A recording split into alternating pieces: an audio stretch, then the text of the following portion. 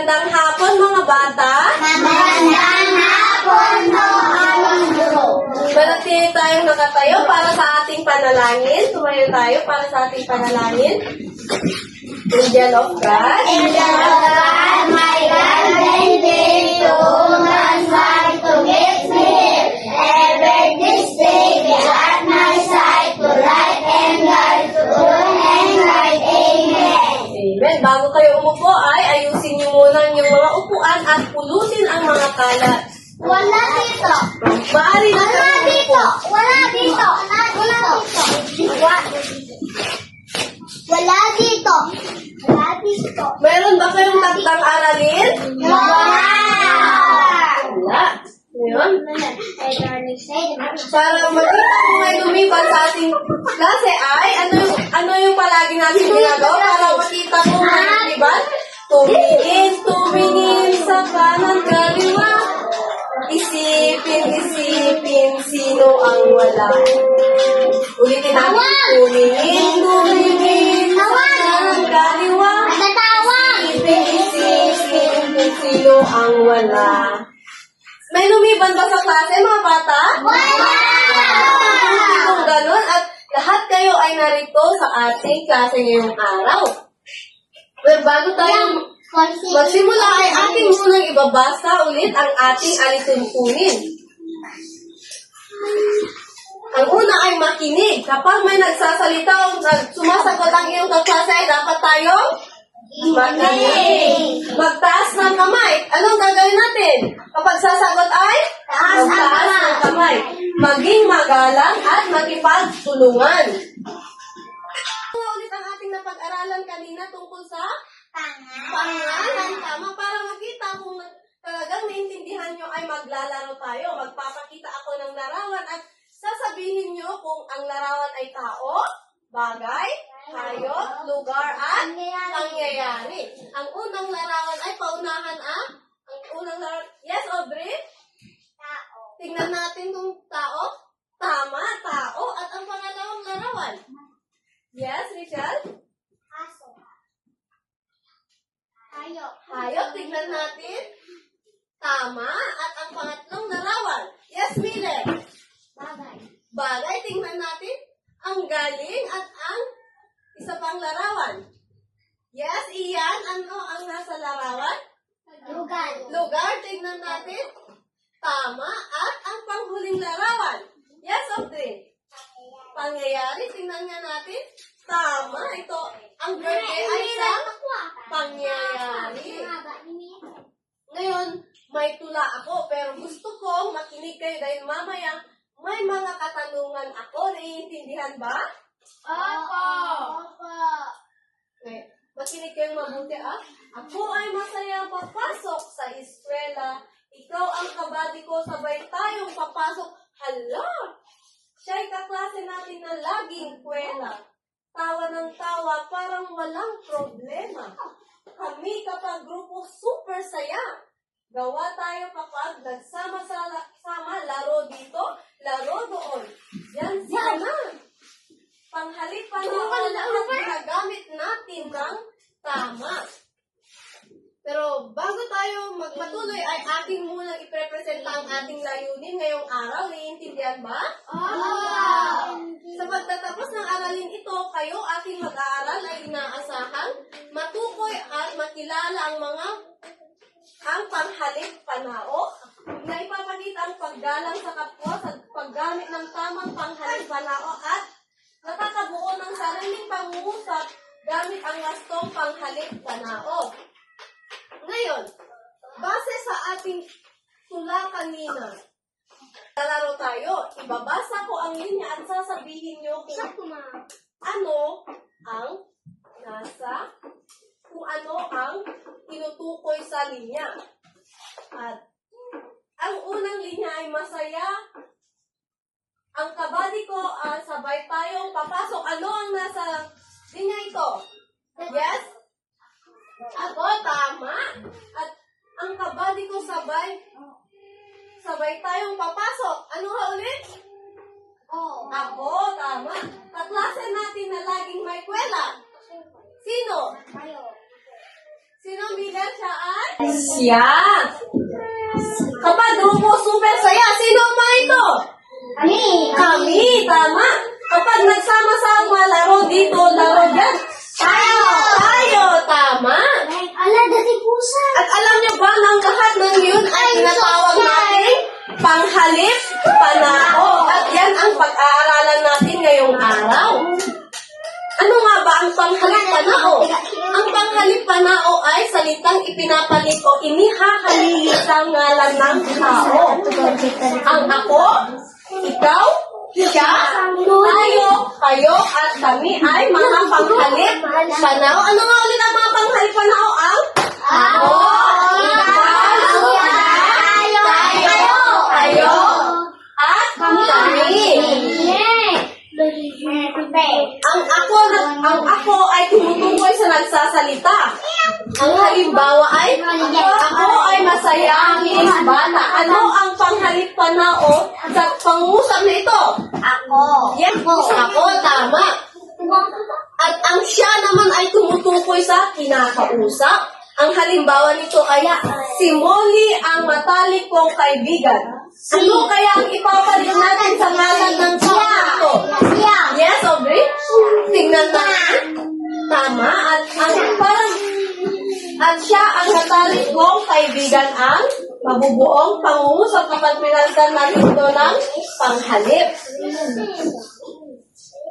At meron tayong tatlong panauhan ng panghalip panao. Unang panauhan ay humahalili sa ngalan ng taong nagsasalita o kasama sa pangkat.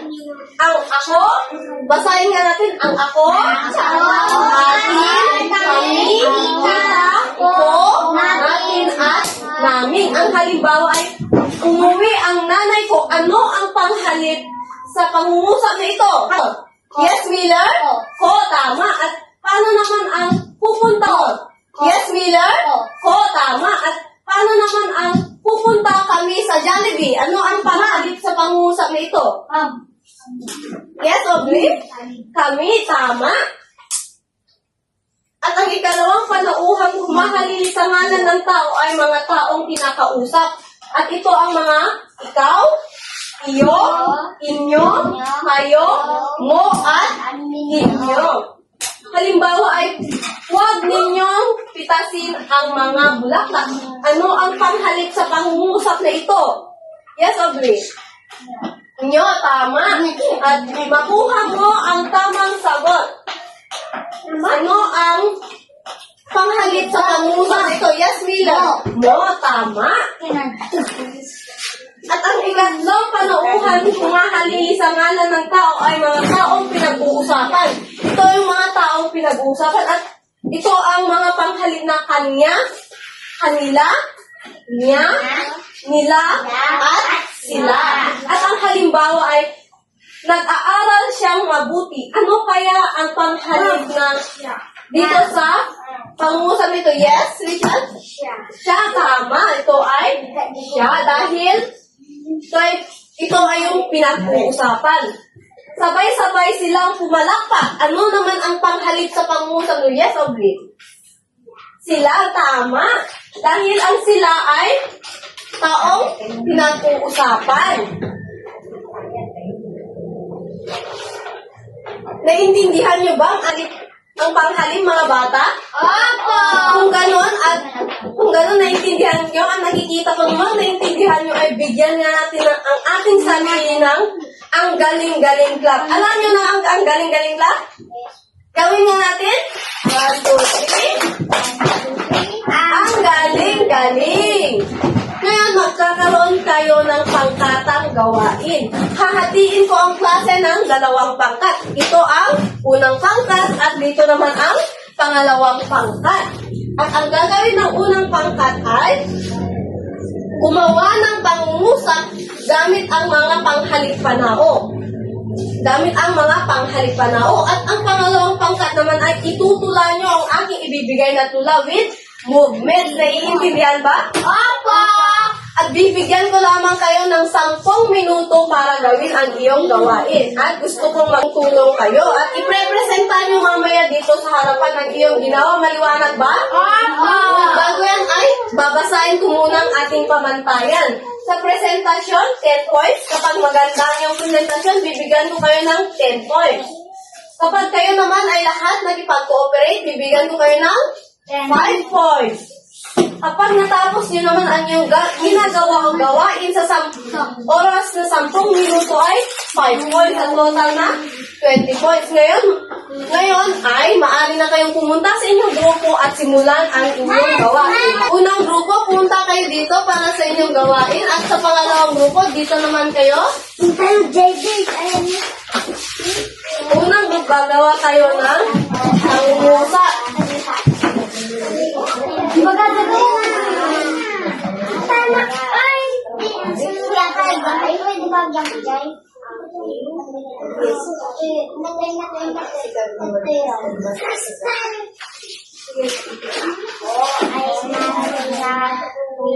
Araw na eskwela, ikaw ang kasama ko, may gawa, sana man lagi namin kasama mo na kasama at mo halik na dapat natutunan kami kapag-grupo, sabay-sabay, nag-aaral tayo kapag sama-sama saya. Panghalik pa na ako. Sa hindi kami rin. Mahal ko lahat. Gagawin natin tama. Handa na ba kayo mga bata? Opo! Ganon ay tatawagin natin ang group 1 para ipresenta ang kanilang ginawa na pangungusap. Pumunta na dito sa harap kung sino magrepresenta. O ay masaya. Sila ay nakatayo. Tayo ay magkapatid. Sila ay magkasama. Magaling naman ang mga unang pangkat dahil tama ang kanilang ginawa ng pangusap. Ang una ay ako ay masaya, ikaw ay aking kaibigan, siya ay nakatayo at ang ginamit dito ay siya. Tayo ay magkapatid at sila ay magkasama. Dahil lahat sila ay naging-cooperation, bibigyan natin sila ng 5 points. At natapos sila sa tamang oras. Bigyan natin ng barangay clap ang group 1. Alam niyo na yung barangay clap? Ngayon, handa na ba ang group ko? Ngayon, pumunta kayo sa harapan at ipresenta ang iyong ginawa. Tingnan, ako ay masaya tuwing araw ng eskwela. Ikaw ang kasama ko sa tuwing may gawa. Siya naman lagi namin kasama. Tatlong pangkalit na dapat natin nila. Kami kapag-grupo, sabay-sabay, nag-aaral tayo, kapag-sama-sama, sila naman kaibigan, lagi nagbibigay saya. Panghalikan na olahan, gamit natin tama. Ang galing naman ng group 2. Maganda ba ang tula ng group 2? Yes! Dahil maganda ang kanilang presentasyon, bibigyan natin sila ng 10 points. At lahat sila ay nagkapag-cooperate, kaya 5 points. At nagawa nila ito ng tamang oras, kaya 20 points. Kaya bibigyan natin ng amazing clap ang group 2. 1, 2, 3, amazing! Ngayon, magkakaroon tayo ng laro. Gusto nyo ba ng laro? Apa! Ang larong ito ay open the box. Tatawag ako sa inyo kung at tataas lang ang gustong magboluntaryo at pupunta dito sa harapan. At pipindutin ang gustong box dito sa ating laptop at sasagutin niya kung ang tanong na kanyang napili. Maliwanag ba? Sino ang gustong sumubok sa ating laro? Yes, Milen! Pumunta ka dito sa harapan at pumili ng box. Pindutin.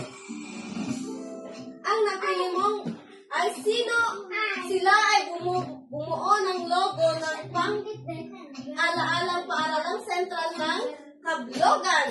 Ano ang ginamit na pang-uri? Pindutin.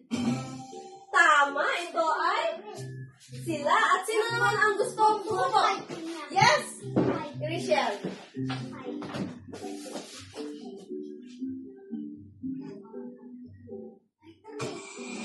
Basahin natin. Ang ganda ng Dragon Boat Race Festival sa Tanwan. Nakapanood na ba kayo noon? At ano naman ang panghalip sa pangungusap na ito?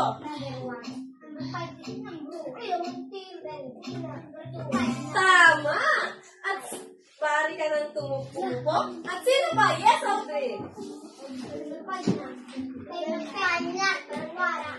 Pili ka ng box, tapos? At ang napili ni Audrey ay nagbasa kami ng libro sa silid-aralan. Ano kaya ang panghalip sa pangungusap na ito? Tama si Audrey! Ang pangusap doon ay kami. At sino ba? Yes, Travis! Pili ka ng pipinutin mo. At ang napili ni Travis ay siya ay mamamasyal sa Maynila. Ano kaya ang sagot dito? Mamaya hintayin ang iyong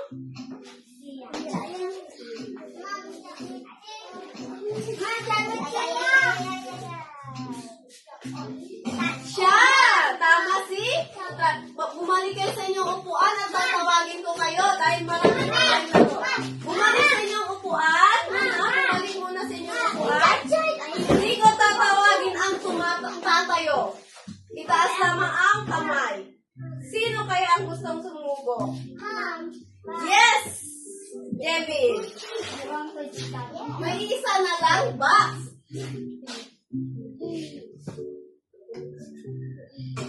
At ang napili ni Devin ay napadaan ako kahapon sa museo ng Tanwan. Ano kaya ang panghalip sa pangungusap nito?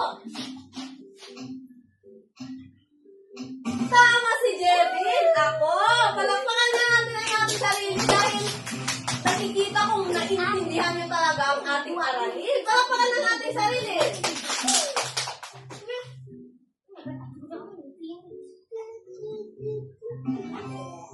Ngayon, mayroon pa tayong isang laro. Gusto niyo pa ba ng laro? Ang laro natin ay spin the wheel. Ngayon, pipili na naman ako kung sino ang magtataas lang ng kanyang kamay at tahimik at hindi maingay ang pipiliin ko. Gusto niyo ng laro? Kung ganun ay pipili ako. Sino ang gustong sumubo? Ma! Sabi ko, wag tatayo. Itapas lamang ang iyong kamay. Yes, Jeron! Halika dito.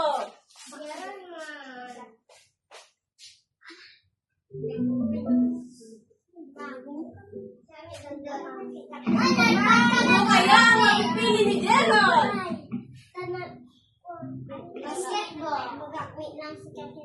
Lang ay maglaro sa basketball. Ano kaya ang sagot ni Jeron dito? Piliin mo ang laro. Piliin mo ang sagot. Tama si Jeron. Mabalik ka na umupo. Sino pa? Yes,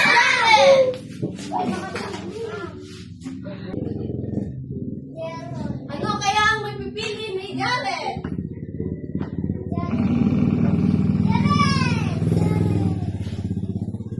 Ang kalalungan kay Jared ay ito ay ginagamit bilang pamalit sa pangalan ng dalawa o higit pang tao na kinakausap. Ano kaya ang sagot ni Jared? Pindutin mo ang sagot mo, Jared. Tama si Jared. Sino pang gustong sagot? Yes! Bari ka na mo, Jared. Pindutin mo ang spin. Ano kaya ang mapipili ng katanungan?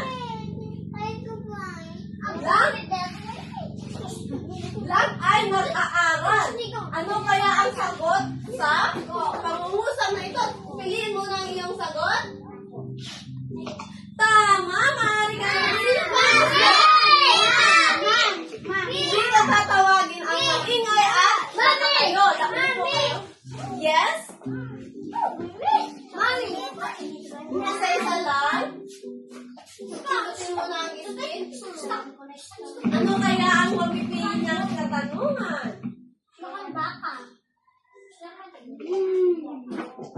Ito ay tumutukoy sa tao na kinakausap. Ano daw ito? Pinutin mo na yung ang sagot? Mali. Ano kaya ang sagot? Sino ang gustong sumagot?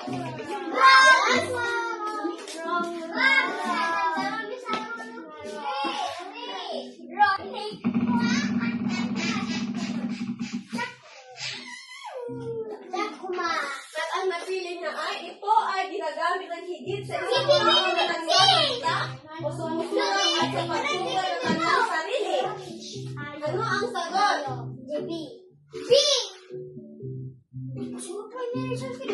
Tama! Sino pa gusto sumagot? Yes, Jevin. Maupo ka muna, Travis. Si Jevin muna.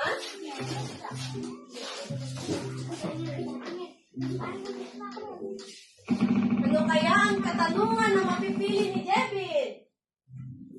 Ang katanungan ni Jevin ay, ito ay ginagamit ng nakapagsalita na tumutukoy sa kanyang sarili. Ano kaya ang sagot ni Jevin? Tingnan nga natin.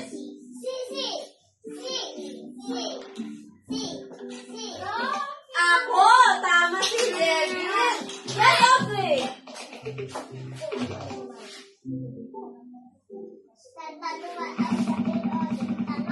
Bumalik muna kayo sa inyong mga upuan. Tatawagin ko kayo mamaya. Punta na muna kayo sa inyong upuan. Ito ay katagang ginagamit sa pampalit sa pangalan ng tao na pinag-uusapan. Ano daw ang sagot ni Audrey? Pindutin mo na. Tama si Audrey. Si Travis naman. Hindi ko tatawagin ang maingay. So, kaya ang napiling katanungan ni Travis ay blank ay magkaibigan. Ano kaya ang tamang sagot? Kami ang tamang sagot. Tama. Sino pa ba?